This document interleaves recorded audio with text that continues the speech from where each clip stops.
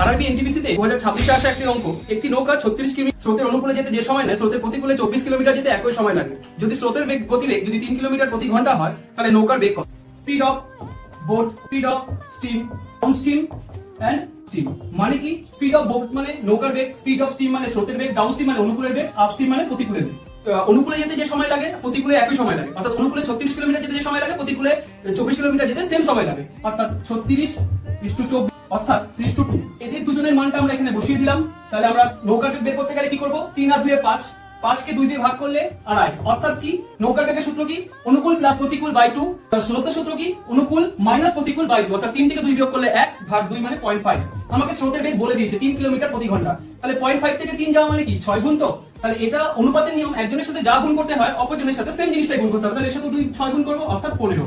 তাহলে 6 গুণ করা মানে 15। তাহলে 2.5 কে 6 দিয়ে গুণ করলে 15 পাচ্ছি। তার মানে কি আমার নৌকার বেগ কত? 15 কিমি পার আওয়ার।